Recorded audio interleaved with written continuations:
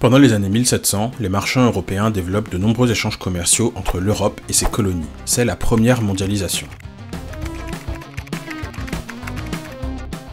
On peut citer l'exemple de la traite atlantique, c'est-à-dire le commerce d'esclaves noirs capturés en Afrique, puis vendus en Amérique pour y travailler au sein des plantations.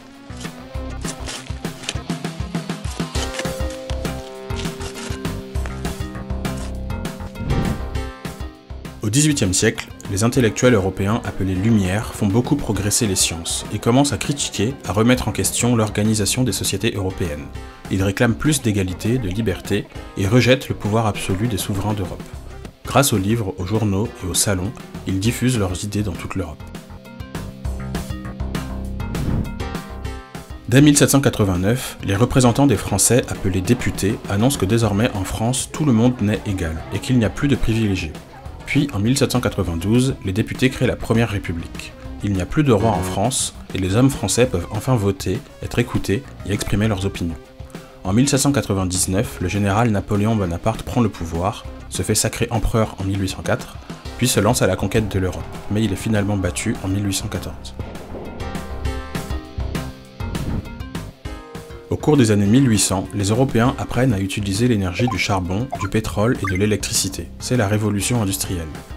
Avec les nouveaux modes de transport, comme le train ou le bateau à vapeur, les Européens migrent dans le monde entier, surtout aux États-Unis. En Europe, les populations quittent les campagnes afin de venir vivre en ville pour travailler comme ouvriers au sein des nouvelles industries. De nouvelles idéologies se développent, comme le communisme ou le capitalisme.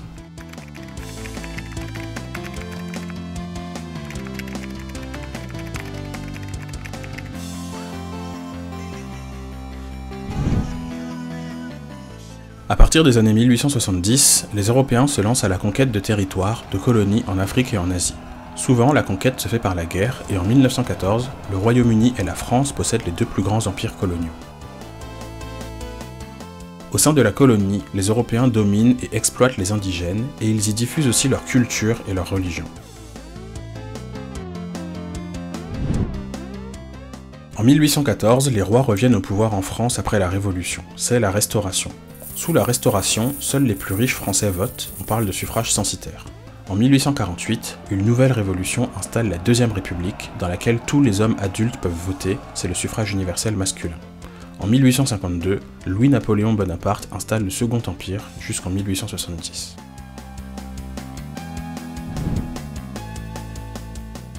En 1870, les Français créent la Troisième République et l'enracinent dans l'esprit des habitants à l'aide de symboles.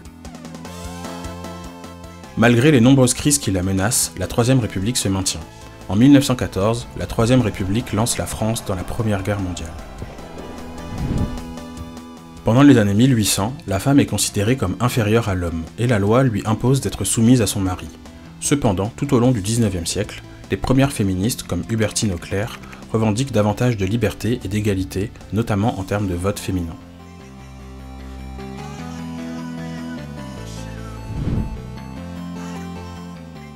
Sur Terre, les humains vivent de plus en plus en ville, surtout en Afrique et en Asie. C'est l'urbanisation ou la croissance urbaine.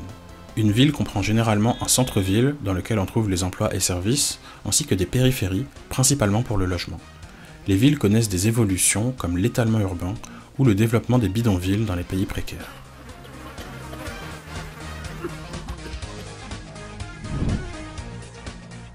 La mondialisation désigne l'augmentation des échanges entre les pays du monde.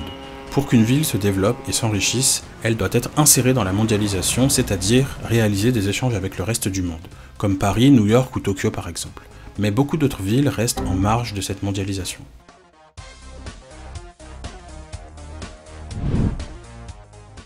Actuellement, de plus en plus d'humains partent de leur pays pour s'installer autre part dans le monde afin de fuir la guerre, la montée des eaux ou encore la pauvreté. On parle de migration internationale. Ces migrations peuvent avoir des conséquences positives comme négatives sur les pays de départ et d'arrivée des migrants. Sur Terre, le nombre de touristes connaît également une forte croissance. L'Europe est la région du monde la plus visitée, notamment la France, première destination touristique mondiale. Afin d'accueillir les touristes, les États doivent réaliser des aménagements comme des hôtels, des stations de ski ou des aéroports, mais cela peut provoquer des conflits d'usage. Actuellement, nous utilisons de plus en plus les mers et océans, afin d'en exploiter les ressources ou de pratiquer le commerce. Cette maritimisation de l'économie nécessite l'aménagement de ports et de façades maritimes, mais engendre une intense pollution de la mer, ainsi que de nombreux conflits pour le contrôle des espaces maritimes. Actuellement, les États-Unis sont la première puissance mondiale. Aux États-Unis, les espaces réalisant des échanges avec le monde deviennent de plus en plus dynamiques et influents. Il s'agit principalement des grandes métropoles, surtout celles situées sur les littoraux et les frontières.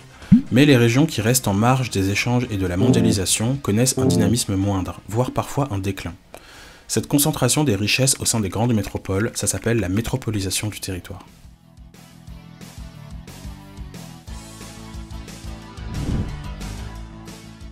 L'Afrique est un continent inégalement développé. Certains espaces réussissent à échanger avec le monde, à s'intégrer dans la mondialisation et ainsi à se développer, comme par exemple les grandes villes littorales ou encore l'Afrique du Sud. Cependant, une grande partie du continent reste à l'écart de la mondialisation et connaît d'importants retards de développement.